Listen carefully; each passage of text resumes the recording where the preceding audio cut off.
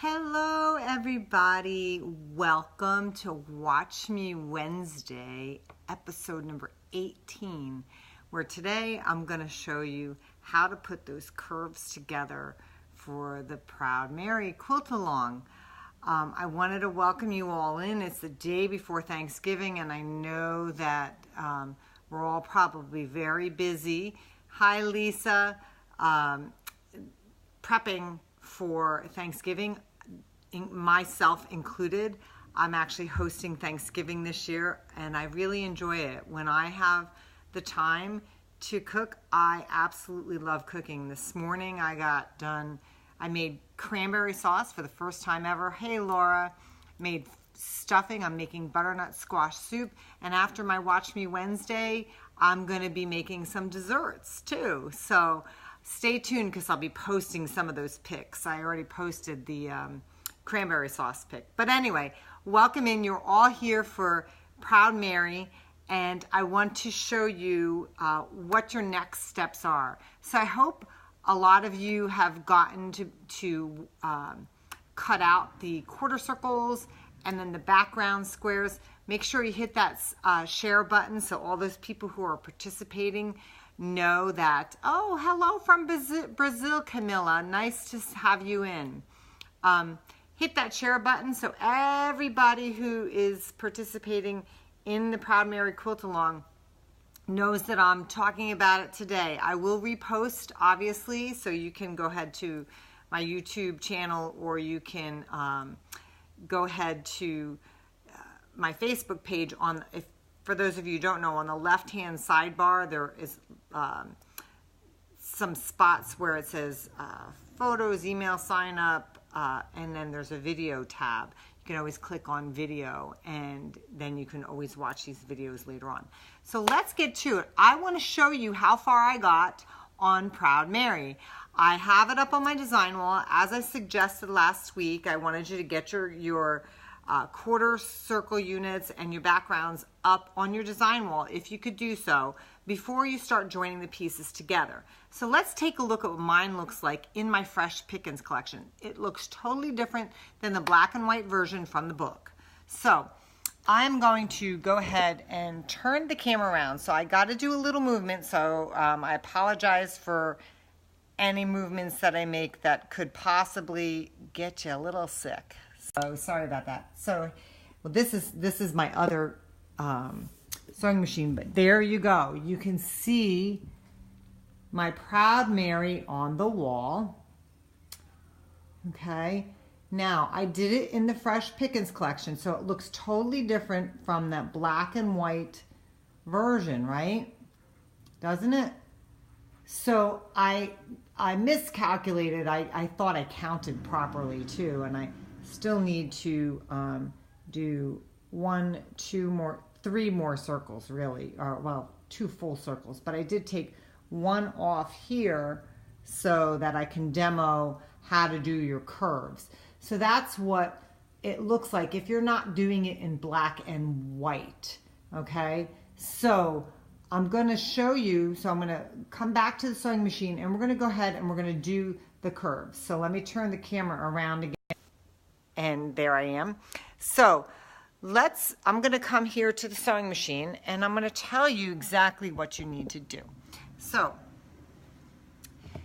I'm at the sewing machine, and again, as I've told you in previous videos, I like to use a 50-weight thread when I'm piecing. You have to have a 1/4 inch foot on your machine at this point.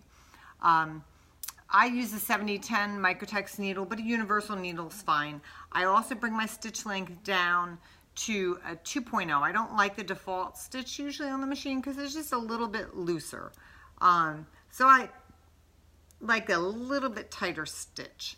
So I'm going to angle the camera down because I want you to see what I'm doing, and then I'm going to bring it real close into the machine so you can see what I'm doing at the machine. Some of the things that you'll need just to do the curve piecing is 3 things: purple fang, a glue marker, and you'll need, my favorite pins is these glass head, the orange and green clover glass head pins. And you can find all of these things, they're available on my website. CVQuiltworks.com. So if you don't have them in your possession and you want them, they're great to have around. They will become your new favorite sewing aid. I'm going to tell you a little bit about the Purple Fang before I go ahead and use it. So if you've never seen a Purple Fang before, it's just this little plastic tool that you can use actually for a variety of things. The little square here is actually a perfect 1/4 inch square. So you can check to see if you're sewing an accurate 1/4 inch seam allowance, which is really cool. You just place it down onto your seam just to see where you're at. How perfect is that? You don't have to get out a ruler or anything. Then this, if you hold it this way, you can use it like a stiletto. But when we're doing curved piecing, we're going to hold it this way. Because see how it's got that flat little surface there? We're going to use that to help to manage our fabric in front of the needle so that we don't get any puckers or pleats, okay? And then the glue pen we're going to use inside the curve. We're only going to use 2 pins, and I'm going to show you how to do that. So, are you all ready to see how to do this curve? And then I'm going to show you how to join 2 pieces, okay? So, hit the share button so people can see how to do the curve, and I'm going to go ahead and I'm going to angle this down so that you guys can see. Let me get you in good, there we go. So you should be able to see pretty good now. So I already have one prepared, okay? This one's already prepared and ready to go. So you can see I only have 2 pins in there and I've glued around the seam allowance. I'm going to show you exactly what I did here. Okay, so the first thing we want to do is this is going to be on top. This is the background and here's your 1/4 circle. So we want to match up the straight edges, okay? And I'm such a stickler on this. I'm going to take my pin and I match them up really super duper close. And then the reason why I love these long fine pins cause less distortion, and the longer they are, that allows you to weave the pin in to keep your block nice and square. Then we're going to go ahead and turn around to the other side, to the other straight edge of your 1/4 square, or 1/4 circle I should say, and align those straight edges, and we're going to do the same thing. We're going to weave that pin in. And I'm going to show you up close how close I'm getting that pin into the edge. You want it really close into the edge of the piece, because if you have it pinned in here, that edge is going to flap around. I hope you all can see that. Let me show you the other side too. Okay. See how close it is into the edge? Really super close to that edge, okay? Now, you can see that I have not found the middle of each piece because I don't need to, but we have this little party hat, I like to call it. We're going to take our glue pen, and I like to work from the right side to the left, okay? Now, this top piece, because it's a curve, it is biased, so we don't want to pull on it. We're just going to keep this on a flat surface. We don't want to work up with it in the air, because if you work up with it in the air, you're going to have trouble getting everything to match. So you want it on a nice sturdy surface. So you're just going to go ahead and you're going to put little dabs of glue right inside that seam allowance, and you're going to match the edges of your blocks, your backgrounds and your 1/4 circle. You're putting it inside that seam allowance. Yep, you're not getting near where the needle from your sewing machine will go in, so the glue will not get into that needle. And you just take it slow, go around, and the glue is washable. Don't tug on that fabric on the top, because again, it is a bias edge, and if you tug on it, you're going to end up with more fabric down this end, okay? And you do not want to do that. If you've cut accurately, if you've cut these curves accurately, you don't have to find the middle. They will go together easy peasy, okay? Now I'm almost to the other end. Put my last bits of glue in and press that down into place. Now it's all ready to go. So you can see from the front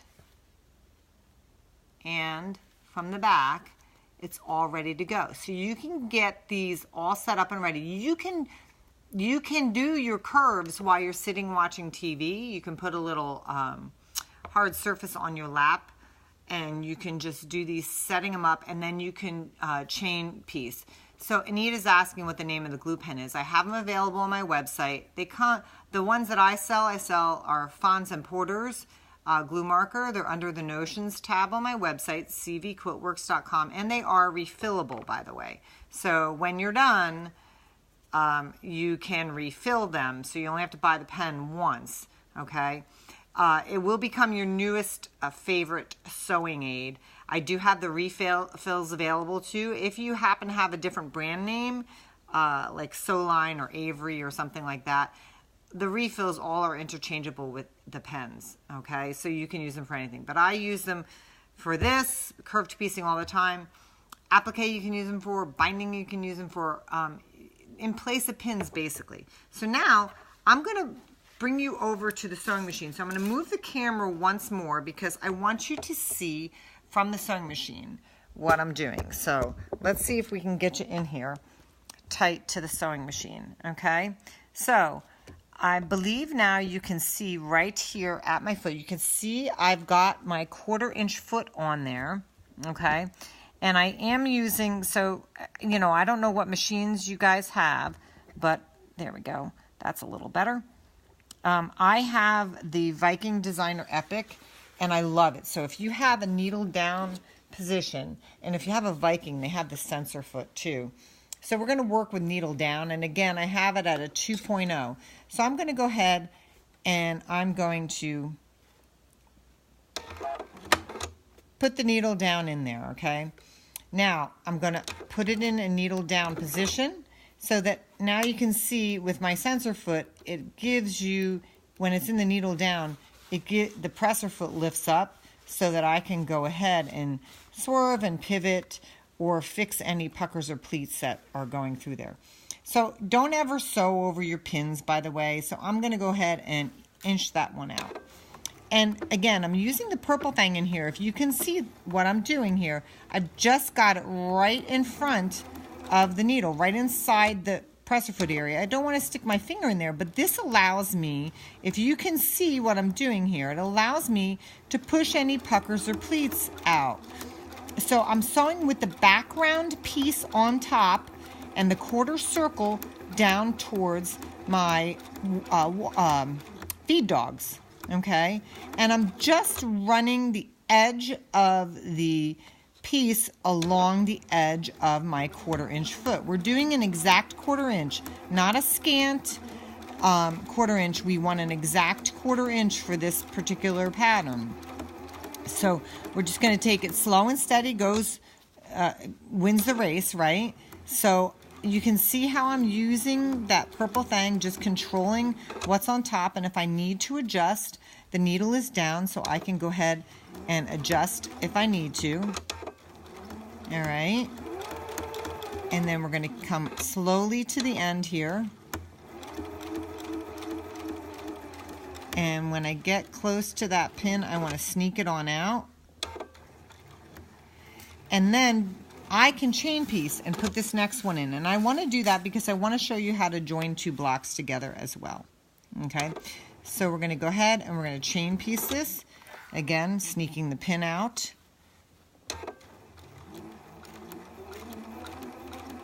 And I'm doing the same exact thing. You can speed it up if you want, but I'll tell you what, if you've never done curves before, take it slow. It's not a race, right? It's not a sprint, it's a marathon, right? We want to become really good quilters, and you know, by going fast, yeah, you might get it done, but there might be a few mistakes along the way, which is okay. It's okay to make mistakes. We definitely learn from those, because believe me, I had a day last week when I was making mistakes and I was not a happy camper. So, you know, take it slow and steady. All right, so coming to the end, sliding that pin on out, and then I'm going to go ahead and cut it. Okay, now I'm going to bring the camera back around here and, oops, and then go ahead and bring it up a little bit because I want to show you what I'm going to do here. So I'm going to clip these apart. Okay. Now, you want, when you get these done, so make sure you're sharing this video, hit that share button. When you get these done, these are going to press, and you want to give them a good press. They're going to press out towards your background, okay? Now, I'm not going to take the time right now to take them over to the iron because my iron is over on the other side. But you can see how perfect, and I'm going to show you. Can you see how nicely that curve comes out? Nice and smooth. Really, really nice and smooth, okay? See how that comes out? Nice and smooth. Nice and smooth. Okay, so now I'm a thread trimmer too, so I don't like these little extra threads hanging off. So now when you go to put your Proud Mary blocks together, okay, you're gonna say, well, geez, I pressed these seams in the same direction. Yes, you did. So what we're gonna do to get these to go together, and in the book, you're gonna see the layout. So you want to make sure you've got everything laid out properly. And these I took off the wall from where my layout is. So now if you look, see how those two seams, they're going in the same direction, so they're not nesting. But we want it to appear like a complete circle. So I'm gonna stick my pin in, and again, these are long, thin pins, and we do not want thick pins, because if you put a thick pin in there, it's gonna cause a whole heck of a lot of distortion. So all I did was I stuck it right in the ditch, okay, next to the seam line on both sides, okay? So that's super important. And then we're gonna pin one here at this end, okay? One at this end, and then one at this end. And that's basically it. So now what we're gonna do is we're gonna sew down this seam allowance. So I'm gonna bring you back in again to the sewing machine, okay? I'm sorry for all the moving around, but I do want you guys to get the gist of what I'm doing here, okay? So now, it's like I need a third hand or somebody, right? Or somebody helping me out here. So I'm gonna go ahead and I'm gonna sew down this seam, pulling that pin out before. Now when I come to this intersection here, I'm keeping everything all nice and even, by the way. The edges are nice and even. When I come to this intersection, I'm gonna come in, and I'm gonna come in real slow, and I wanna use my purple thing to keep that seam down so it doesn't get caught up in there. And I'm gonna come in real slow. And when I get to within about a stitch of my pin, I'm gonna just walk that needle in, okay? And I'm gonna slide that pin out, okay? Because I don't wanna go over that pin at all, really. I came in right before the pin. And then you're gonna sew it up all the way down, 1/4 inch seam, okay? Slide the pin out, and then I'm gonna show you, I'm gonna back the camera up again now, okay? So, sorry again for the movement. All right, so now we've got our piece, and I wanna show you how it's joined. So this, you can see how well that came together. See, it looks like a continuous circle. If you do it well enough, it'll actually look like your piece is appliqued because you've done such a good join. So now you're gonna give them a good press, and then you're all set. So that's how you join those together. So I'm gonna angle this back up so you can see me again. I'm not sure if you wanna see me, you probably wanna see more sewing. So anyway, that is how you're gonna join those pieces together. And so your assignment essentially for next week is to get all your curves sewn and then start joining your piece together. There have been some people posting in the Splash of Color group. Yes, Anita, the glue pen is the Fons and Porter water-soluble glue marker. Yes, it is. That's the one that's on my site. So there have been people posting their progress on the Splash of Color group. If you've not joined the group yet, again, I'll repost the link for it so you can join. I've been approving people all week long. A lot of people are in the group now, so they're posting pictures of their fabric, their progress, where they're at. So definitely post, get your curves sewn, and then start joining your blocks together. I can't wait to see what your Proud Mary is going to really look like. It's going to be phenomenal. I know it.